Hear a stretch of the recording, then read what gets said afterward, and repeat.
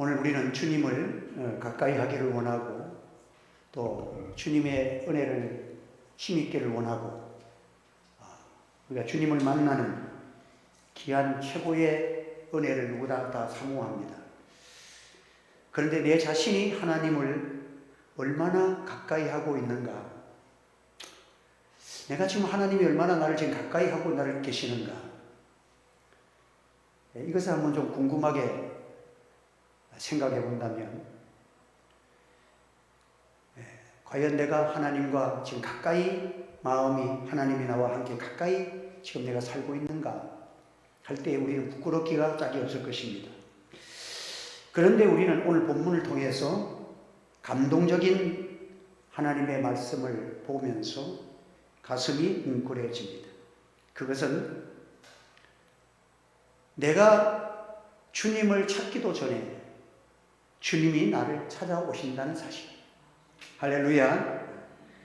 내가 하나님께 가까이 하기도 전에 하나님이 먼저 나를 찾아 주신다는 사실을 성경은 우리에게 알려주시고 있습니다. 이렇게 부족하고 이렇게 연약하고 참 허물 많은 나를 하나님이 나를 찾아주신다.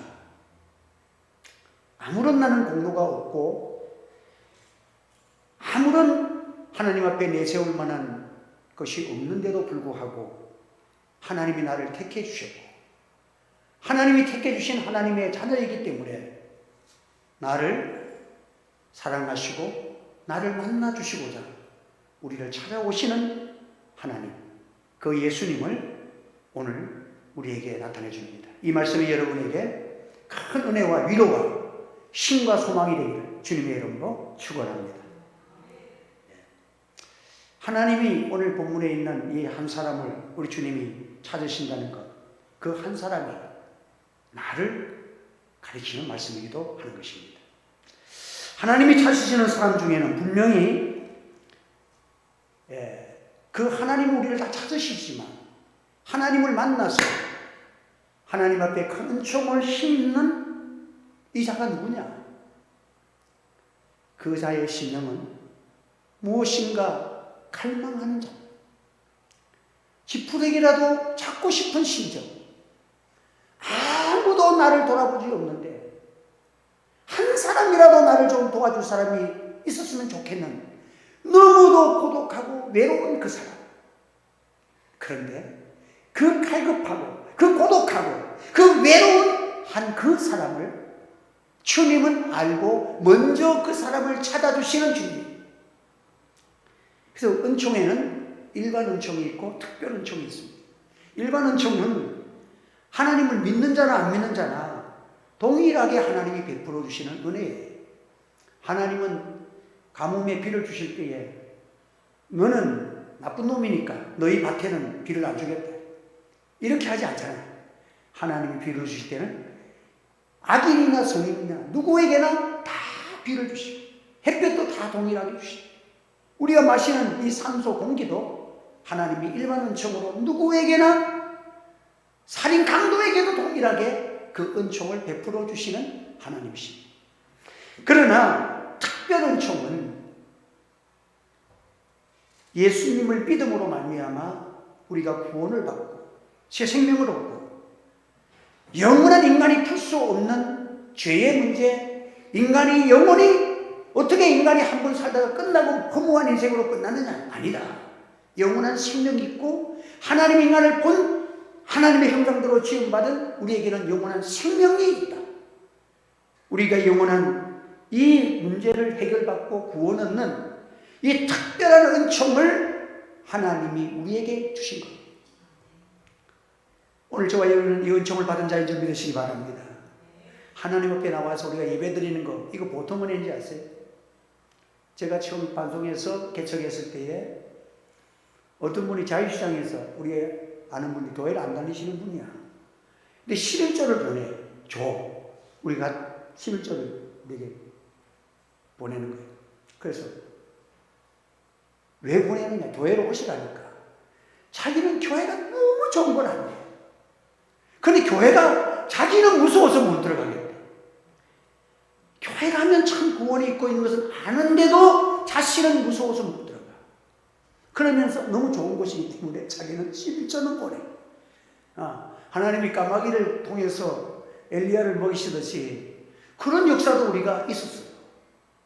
그런데 여러분들, 우리는 교회 나오는 게 기쁘고 감사하고 또 찬송 부르는 것이 내게 은혜가 된다는 것은요, 하나님 앞에 특별 은총을 받아도 너무 귀하게 받았다는 사실을 하나님께 감사하시기를 바랍니다.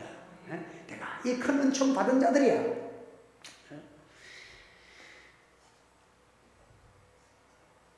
그런데 우리가 또 이 생을 살아가면서 우리가 또 특별히 우리가 받아야 될 은총들이 있습니다. 꼭 받아야 될 은총은 하나님이 어떤 자에게 주시는가? 힘들고 외로울 때 주님을 찾는 자들에게, 갈급한 심령에게 하나님의 은혜가 임한다는 사실을 가르쳐 줍니다. 인도에서 전해지는 그 이야기가 있는데, 어떤 제자가 스승에게 질문을 던집니다. 어떻게 하면 신을 만날 수 있을까요? 물었더니 다짜고짜 제자를 데리고 강물로 데려가더니 강물에다가 멱살을 주고 잡아 엮게. 아이고 죽겠다고 하는데도 막 뭘 꽉 누르고 있다가 죽기 직전에 그냥 끌어올려. 숨이 차서 그냥 보덩거리니까 스승이 말하기를, 이렇게 죽기 직전 심정으로 신을 찾으면 신을 만날 수 있다. 그렇게. 죽기 직전의 마음으로 죽었다 생각하고 찾으면, 내 마음에 찾으면 하나님을 만날 수 있다. 그런 이야기를 드렸다고 합니다. 사실 그렇죠. 목회자도 어떤 목사님은 하도 목회가 안 돼서 아이고 이제는 막 목회가 그만둬야 되겠다. 이제 몇 번 안 남은 거. 목숨 걸고 한번 설교 있는데 힘을 다해서 다 하고 막 끝을 해서. 그래가지고는 오늘이 마지막이라 생각하고 설교를 했더니 그때부터 교인들의 은혜 받고 교회가 붕 되더라는 거예요. 그러니까 죽기 직전의 심정으로 설교를 하고 그냥 하나님께 매달렸더니 하나님이 전에 받지 못했던 특별한 은총을 받더라는 거죠. 여러분, 오늘 우리는 야곱이 그랬잖아요. 너무 외롭잖아요. 아무도 사람 한 사람 없어. 광야에서 버림을 받았어요. 죽을지 살지, 내일 미래를 기약할 수 없는 그 삶 속에 기름 한 병 가지고 지팡이 하나 들고 도망을 쳤는데 야곱이 홀로 나왔다. 이 말이 참 의미가 있지 않습니까? 의지할 사람은 아무도 없다. 이 세상에서 아무도 의지할 사람이 없다. 홀로 남았다. 그 루스 베드에서 하나님을 만납니다. 가장 외로울 때, 그 광야의 캄캄한 밤중, 하늘에 별만 있는 그 밤중에 하나님이 그 광야 전체를 스크린으로 삼아가지고 하늘의 환상을 쫙, 하늘의 영광이 비춰지고 하늘에서 파란 빛 속에서 사닥다리가 내려와서 천사가 오르라 내리라 하는 그냥 일생에 여러분 상상도 하지 못하는, 요즘은 그래도 우리가 영상이라도 있으니까 어느 정도 이해가 쉽지. 그 당시에는 그런 것은 생각지도 못하는 그런 환상, 멋진 환상을 어느 때 주셨습니까? 홀로 남아서 돌베개를 대고 누워있는 믿음의 조상 야곱에게 하나님이 그 누구도 상상할 수 없는 아름다운 찬란한 그 환상을, 비전을 그에게 보여줘서 뿔떡 일어나서, 이야, 여기에 하나님이 계신 걸 내가 알지 못하였습니다.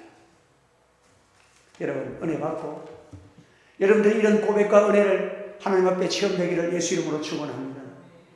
그는 이 야곱이는 이때 루스에서 받은 이 은혜는 일생 동안 잊을 수 없는 거예요. 그 누구도 체험하지 못한 특별한 은총 중에 특별한 은총을 체험한 거예요. 오늘 우리에게 본문의 말씀을 통해서 보면요, 보면 우리가 잘 아는 말씀이잖아요. 예수님께서 큰 명절이 있을 때마다 그 결례를 따라서 예루살렘 성전에 예수님도 올라가셨어요. 어떤 분은 이날이 지금 오순절이라고 하기도 하고 어떤 분은 6월절이라고 그 성경학자들이 각각 좀 해석이 제가 보니까 달리 해석하더라고요. 어쨌든 오순절이나 6월절, 특별히 6월절에는 많은 사람들이 제일 많이 모여들고 또 오순절에도 수만 명이 어떤 분들은 5만 명에서 15만 명 그 당시 같으면 그 예루살렘 성전에 모인다 하면 어마어마한 숫자가 전국 각지에서 유대인들은 다 올라오는 거예요. 그 예루살렘에서 이 베데스다라는 연못이 있는 곳은 사람들이 많이 가지 않는 곳이에요. 예루살렘과 좀 한 1, 2km 이렇게 떨어져 있어요. 거기에 베데스다라는 연못이 있었는데, 그러니까 예수님이 많은 사람이 성전으로 올라가는데 예수님이 혼자 탁 거기에서 제자들과 같이 올라가시다가 제자들은 한 사람도 따라온 적이 없어요. 예수님 혼자 싹 빠져나와서 베데스다 연못 있는 그 길로 한적한 곳으로 갔어요. 이곳은 연못에서 얼마 안 떨어진 곳에 성전에 드려야 될 그 양들을, 그 당시에는 양을 제사 드릴 때에, 양을 잡아들고 소를 잡아드릴 때에 짐승을 파는 시장이, 그 매매하는 시장이 그 옆에 좀 떨어진 데 있고, 거기서 좀 떨어지면 이 베데스다 연못이 있는 거예요. 그럼 시장까지는 일반 사람들이 많이 왕래가 와요. 그런데 이 베데스다는 성한 사람들은 그 자리에 온 곳이 아니야. 너무너무 외롭고 괴롭고 힘든 사람들, 병자들, 여기 보면 소경된 자들, 절름발이들, 각종의 병자들이 모여 있는 곳. 그러니까 일반 사람들은 더 안 오죠. 그곳에 예수님이 제자들은 전부 모여서 만나면 사람들을 만나서 거기서 보면 고향 사람도 만나고 인사도 하고 안부도 하고 요즘 같으면 차도 한잔하고 또 이렇게 그런 명절이니까 서로 이 고향 사람들하고 또 이렇게 모여서 서로 얘기도 나누고 세상 사람 돌아가는 얘기도 하고 즐거운 명절에 사람들이 모여있는 그곳에 사람들이 많지만은 이곳은 어떤 곳이냐? 베데스다는 환자들만 다 모여있는. 왜 그리 사람들이 환자들이 모여있느냐? 한 번씩 그 간헐천 이렇게 그 요즘도 보면 화산지대 보면 한 번씩 그냥 푹 끌어올리잖아요, 물이. 그런 간헐천이 한 번씩 끌어오르는 거예요. 물이 끌어오르는 현상이 한 번 있는데 과학적인 근거도 없지만 사람들은 생각하기를 하늘에서 천사가 내려와서 물을 휘젓고 올라가는 그런 모습으로 물이 확 올라가니까 여기에서 먼저 그 물이 쏟아질 때에 먼저 연못에 들어가서 그 물을 맞으면 모든 병이 낫는다. 아무런 그것도 없지만 그런 미신적 전설이 내려오는 것이야. 어떤 병도 낫는다는 소문이 막 그냥. 여러분들 사람이 한번 아파 누워 있으면요, 무엇이 좋다, 뭐 먹고 낫는다, 별수다. 그래서 돌팔이 의사가 사람 죽인다는 거예요. 제가 그 대학 가기 전에 한 2년 동안 우리 장모님 거기에서 한의사 동부한의원에서 약제사로 좀 있었어요. 있어가지고 그때 이제 한 6개월, 1년쯤 지나니까요, 당기, 충국, 백자약, 적자약 하면서 쫙 한문으로 적혀 있잖아요. 나중에는 안 보고 딱 이렇게 서랍 딱 떠가지고 타타타타타 손으로 한도 요즘 한도 이런 두 돈에 딱 때리고 첩을 딱딱 싸가지고 딱 이렇게 하는데 그 약을 보면 대충은 알았어. 이건 감기약이다, 신경통약이다. 이 부자, 생부자, 포부자, 이 부자가 들어가면 이건 분명히 이거는 신경통약이야. 그리고 딱 있는데. 근데 이 약이 잘못하면 죽어. 어떤 거기에 있는 한 의사는 꼭 피형을 물어보더라. 그분은 피형에 대해서 굉장하게 좀 연구를 많이 한 분이에요. 그래서 B형인 환자는 신경통에 오면 부자를 5돈씩 만들어요. 안 신고도 만들어요. 근데 A형이나 O형인 사람은 한 돈, 2돈 이상 안 들어가요. 그런데 B형인 사람이 그걸 먹으면 나섰다, 신경통이 나섰다 한다고 병세가 똑같은 거야.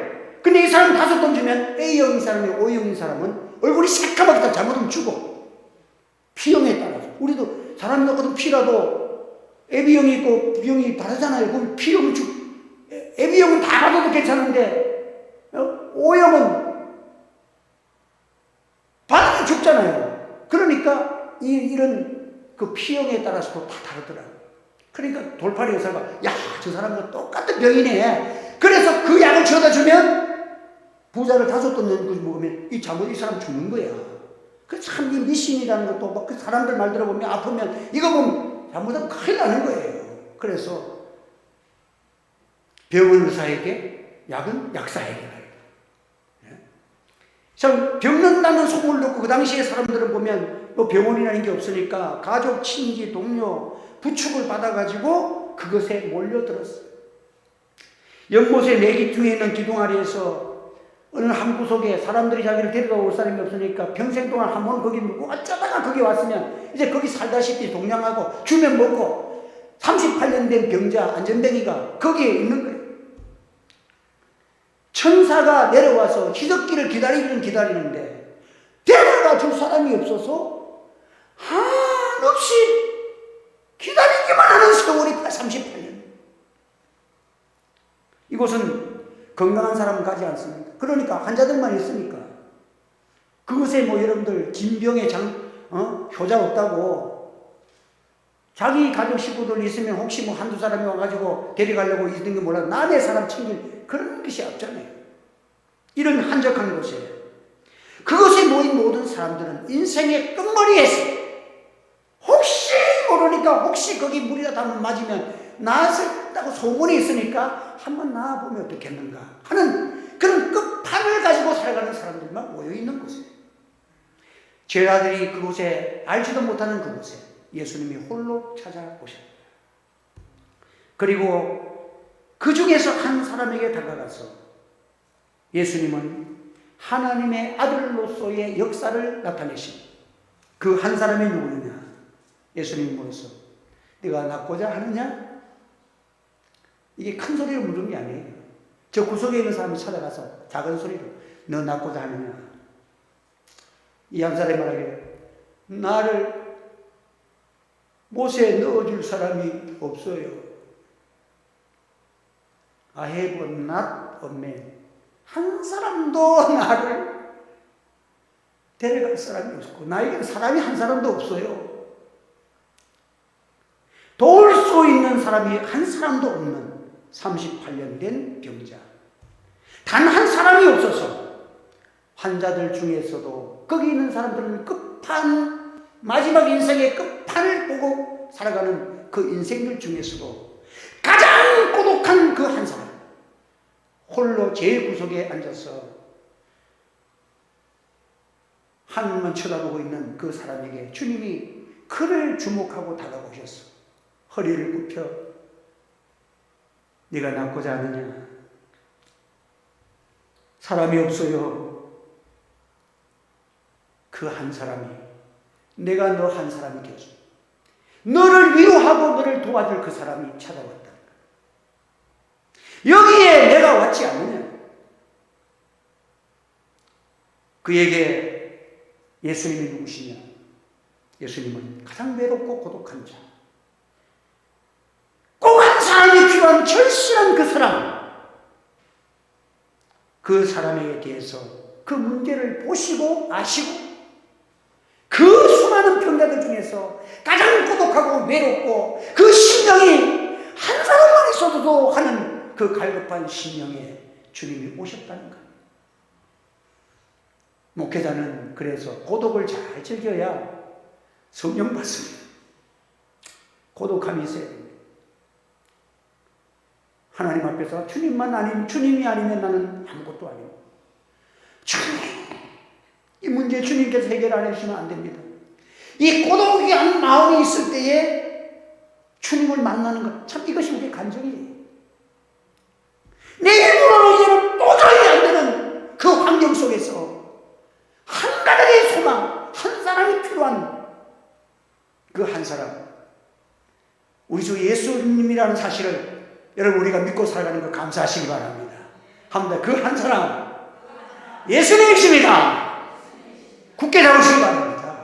알아도 여러분들이 이분을 안 찾아요. 그 한 사람이 나의 문제에 결실한 이 문제를, 그 누구도 해결할 수 없는 문제를 만나주시고 해결해 주실 그 문제, 나를 찾아오시는 그 한 사람, 예수님. 그런데 그분이 누구냐? 하나님이 나의 아버지. 아버지가 일하시니 나도 일하신다는 아버지의 전능의 능력을 가지신 그분이 나를 찾아오시는 주님이시라는 거예요. 할렐루야! 예수님은 제자들과 수많은 사람들이 명절을 즐기는 그곳에 그 자리를 빠져나와 가장 한 곳에 찾고 그 중에서도 가장 병자들이 모이는 그 상태에서 가장 고독한 사람을 아시고 보시고 그 심령에 주님이 만나러 가셨다는 거예요. 오늘도 주님은 주님 한 분만 지금 필요합니다. 목회자의 심령 이 자가 되어지면 하나님이 큰 은혜를 주실 텐데 뭐 의지할 곳이 있으면 안 돼. 주님만 필요합니다. 사람들 가운데 여러분들, 예수님은 그 수많은 좋은 사람들, 명절에 사람들 많은 곳에 계시는 것이 아니라 가장 고독하고 외로운 그 심령에게, 필요한 그 심령에게 예수님이 찾아오신다는 것입니다. 여러분, 우리 예수님은 우리를 보시고 찾아가 주시는 하나님이시라는 것을 나타내주고 있습니다. 하늘의 보좌를 부르시고 우리를 위해서 이 땅에 오시고 우리의 죄의 문제 해결할 수 없는 나의 죄의 문제를 가지시고 십자가에 죽으신 그분, 이분만이 나의 생명 되시고 나의 구원 되시는 주님이시라는 것입니다. 여러분, 고독과 외로움이라는 것은 질병 중에서 가장 무서운 질병, 죽음보다 더 무서운 것이 절망입니다. 외로움입니다. 사람이요, 전쟁이 일어나서 너도 옆집에도 죽고 옆집에 앞집에도 죽고 막 옆집에 아들도 죽고 우리 애들 막 죽고 몇십 명이 죽으면요 슬픔이 좀 덜하대요. 같이 울어도. 근데 다 살았는데 우리 아들만 죽었어. 그러면 이게 굉장히 고독한 거예요. 여러분, 다들 사람들이 그렇게 해보는데 나는 할 사람이 없는, 완전히 한 사람도 없는 왕따야. 여러분, 학생들이, 멀쩡한 학생들이, 공부 잘하는 학생이 얼마나 극단적인 그런 일을 하는지 보면 옆에 있는 주위의 아이들이 왕따 시켜가지고 학교 가면 너무 고독한 거야. 너무 외로운 거예요. 그러니까 죽음보다 무서운 게 고독이라는 거예요. 여러분, 오늘 우리가 주님 살아가고 내게 가족이 있고 또 교회에서 기도해주고 살아가는 이 행복한 동료가 있다는 사실이 하나님께 감사하시길 바랍니다. 우리 서로 기도하면서 도와준다는 거 얼마나 좋아요. 또 꽃제비 아이들이 이렇게 했던 애들이 들어와가지고는 그 꽃제비 깡통 차고 그냥 먹고 동양에 먹는 애들도 때를 지어 다닐 때는 부끄러운지도 모른다는 거예요. 땅에 주워 먹고 이래도 부끄러운지 모르는데 혼자 놔두면 이게 사람이야. 부끄러운 거예요. 다른 사람은 다 사먹는데 자기 혼자 얻어먹으면 이 부끄러움이 되는 거예요. 외로운 거 참 힘든 거예요. 고독은 왜 힘든 것입니다. 참 무서운 것입니다. 세상에서 가장 힘든 곳, 거기에 모여있는 사람들이 있는 것이 뭐냐? 베데스다. 베데스다는 이름 뭐냐? 자비의 집이란 뜻이야. 자비의 집에 모인 사람들이 누구냐? 인생에서 가장 고독한 사람들이 모여있어. 여러분, 낫던 마지막 소원, 희망을 가져보려는 미심적인 사람, 그것 하나 남겨놓고 아무런 근거도 없는 그곳에 사람들이 몰려있는 사람들, 끝판왕입니다. 뒷전으로, 인생의 뒷전으로 몰려와서 한 번도 연못에 들어갈 수 없어도 혹시 그래도 바라만 보는 것으로도 소망을 가지고 살아가는 그 외로운 인생에게 예수님이 찾아오셨다는 것입니다. 베스다에 찾아오신 예수님, 곳곳에 여기저기에서 자리를 깔고 누워있는 병자들의 틈을 비집고 들어가서 한쪽 모퉁이에 가장 외진 곳에 하염없이 홀로 절망 가운데 있는 그 영혼을 찾아서 내가 낫고자 하느냐. 이것은 오늘날 무엇을 의미합니까? 죄를 해결하고 의롭게 일어설 수 없는 인생들, 죄의 문제는 인생에게 절대로 해석할 수 없는, 예수님 만나기 전에 해결할 수 없는 고독한 인생들, 이 삶에서 우리 예수님 이 땅에 오신 것입니다. 저를 믿는 자에게, 누구든지 저를 믿는 자에게 멸망치 않고 영생하는 생명을 주시는 분이 예수님이시라는 사실을 우리가 널리 전해야 될 줄 믿습니다. 일어나 자리를 들고 걸어가라 말씀하시죠. 주님 명령하시니까 이 사람이 뿔떡 일어섰어요. 이 말씀, 주님의 말씀이 뭡니까? 땅과 식물을 내락하니 땅에 식물이 튀어나온 그 말씀이에요. 해야 빛이 나게 해가 생겨진 말씀입니다. 창조주 말씀입니다. 예수님께서 이 땅에 오셨다. 하나님의 아들이 오셨다는 것을 증거하는 거예요. 세상을 구원하는 이것을 보여주시기 위해서 이 병자, 외로운 가장 병자, 고독한 병자를 낫게 하심으로써 세상을 구원하시는 메시아가 이 땅에 오셨다는 것을 우리에게 증거해 주는 것입니다. 예수님이 찾아오셔서 고쳐주신 것입니다. 그 사람이 예수님을 소망하지도 않았는데 예수님이 찾아오신 거예요. 너희가 죄인 되었을 때에 그리스도께서 우리를 사랑하셔서 이 땅에 오셔서 내 대신 십자가에 죽으시고 나에게 구원의 은총을 주신 분, 나를 위해서 거기 십자가에 피 흘리신 그 분. 여러분, 만약에 다른 사람들이 그 사람 만나갖고 누가 당신을 고쳐주셨느냐 묻는다면 나중에 이분이 성전에서 예수님 만났잖아요. 예수님이 나를 고쳐주셨습니다. 그 수많은 사람들 중에 내가 어떻게 예수님이 고쳐주셨어? 어떻게 하니까 고쳐주셨느냐? 물었을 것입니다. 이 사람이 뭐라고 대답하겠습니까? 글쎄, 나도 모릅니다. 여러분, 나와 하나 된 것은 하나님의 은혜인 줄 믿습니다. 복음은 은혜예요. 주님이 나를 사랑하시고 나를 구원하시고 내게 소망을 주시고 내게 사명을 주신 것, 내 무엇을 본 것이 아니라 하나님의 은혜가 나를 살려주신 줄 믿어야 합니다. 살아도 주를 위하여 죽어도 주를 위하여 내 은총받은 하나님의 백성들이 고백이 있다면 나의 평생 자랑은 십자가뿐이거든. 이거 외에는 인생이 주님 앞에서 고백할 것이 없는 것입니다. 여러분, 이 예수님이 이 환자를 만나 주실 때에 당시에 주권 세력인 바리새인들이, 서기관들이 주일날 이렇게 하면 가양에 죽이려고 하고 모함하고 비난하고 끌어내리고 해를 주려는 그 세력이 있는 그날에 안식일날 찾아오셔서 그 병자를 고쳐주셨다. 죽을 희생을 하시고 모든 비난과 고난을 다 이 병자를 낫게 하심으로 그런 고난과 희생을 감당하시고자 각오하시고 병자를 찾아오시고 고쳐주실 분, 이게 뒤에 나오는 것이 그 성과입니다.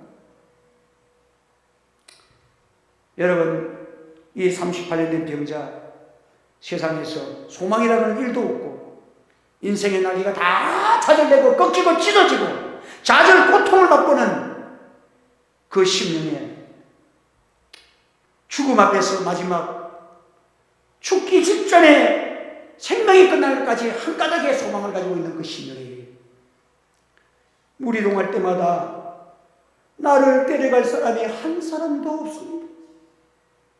하루하루가 좌절입니다. 하루하루가 죽음의 골짜기에서 죽음을 맛보며 살아가는 인생입니다. 그 절망의 자리에 주님이 찾아오시고 보시고 자비를 베풀어 주신 것입니다. 오늘날 우리를 돌아보면 오늘 이 자리에 서 있는 것 자체가 하나님의 큰 은혜인 줄 믿습니다. 이 세상에 환난 많았잖아요. 세상에 여러 가지 조류가 풍파가 많았잖아요. 우리 시대에도 IMF도 있었고 국가적인 재난도 있을 뿐만 아니라 우리 각자마다 여러 가지 어려움이 많았잖아요. 그러나 돌아보면 나의 등 뒤에서 나를 도우시는 주, 평안에 길어갈 땐 보이지 않아도 지치고 고나여 넘어질 때면 다가와 손님이시 일어나 걸어라 내가 새 힘을 주리. 할렐루야. 그 참 아름다운 찬양입니다. 지치고 고뇌해서 힘이 없을 때에 우리가 소망을 얻는 것은 이미 주님이 그 자리에 고독한 내 심령을 아시고 주님이 와 있다는 사실이, 할렐루야, 이제 손만 내밀면 돼. 여러분의 주님 앞에 부르짖고 기도하면 될 줄 믿으시길 바랍니다. 한번 나를 고독하고 외로울 때에 손 내밉시다. 주님 와 계십니다. 여러분, 오늘 우리는 낫고 싶지 않은 사람이 어디 있습니까? 요행을 바라보고 확신이 없는 인생, 물이 동할 때의 마음은 제일 먼저 뛰어들어가 있지만 실질적으로는 한 사람이 없어 못 가는 인생. 그러나 주님이 우리 가운데 찾아오시는 주님 앞에 소망을 두어라는 진리를 우리에게 가르쳐주고 있습니다. 성전에서 그 사람은 주님을 만났습니다. 이제 내가 더 심한 것이 생기지 않도록 다시는 죄를 범하지 말라. 내가 안전병이 돼서 고쳐서 성한 사람 된 것이 문제가 아니라 내가 고쳐준 분이 병이 난 그 문제를 해결하려고 온 분이 아니야. 인생은 죄 지어서는 안 돼. 영혼의 문제를 해결하기 왔다는 주님이심을 가르쳐주고 있습니다. 건강한 몸 가지고 죄 짓고 살면 병들고 죄 안 짓는 것이 낫습니다. 짤막한 인생에는 불행하지만 영혼을 두고 보면 그것이 더 낫습니다. 그러나 여러분들 영육간에 주님의 은총을 많이 받으십시오. 그리고 은총을 쏟지 않도록, 은혜를 쏟지 않도록 몸부림치시기 바랍니다. 죄 짓지 말고 주님 더 사랑하고 주님 은혜 때문에 끌려서 많은 영혼을 사랑하고 전도하고 주신 사명 잘 감당하다가 주님의 기쁨이 되어지고 주님의 목적을 함께 이루는, 아버지가 일하시니 나도 일한다, 우리 주님 일하시는 그 일을 나도 하는 여러분들 되시기를 예수님의 이름으로 축원합니다. 기도드리겠습니다. 할렐루야. 은혜를 감사합니다. 오늘도 하나님께서 귀한 말씀 주셨습니다. 우리 같은 천하고 부족한 저들을 살리시고 구원의 은총 주시고 또 귀한 말씀 주시고 오늘도 이 말씀 주셔서 우리 마음을 주님께로 이끌어 주시는 특별한 은총을 받게 하심을 감사합니다. 은혜의 성령의 감동을 소멸하지 않게 하시고 자나깨나 주님 생각하고 은혜를 생각하고 주님이 기뻐하시는 뜻을 날마다 찾고 아버지께서 일하시니 나도 일하시는 주님의 모습을 생각하면서 주의 뜻을 이루며 주의 몸된 교회를 섬기며 희생하고 봉사하고 하늘의 영광 있는 빛나는 삶을 살다가 주님을 맞이하는 영광스러운 영육간의 강건한 은혜를 여러분 쏟지 않고 은혜 속에서 더 큰 은혜로 나아갈 수 있도록 우리를 도와주시옵소서. 예수님의 이름으로 기도하옵나이다. 아멘.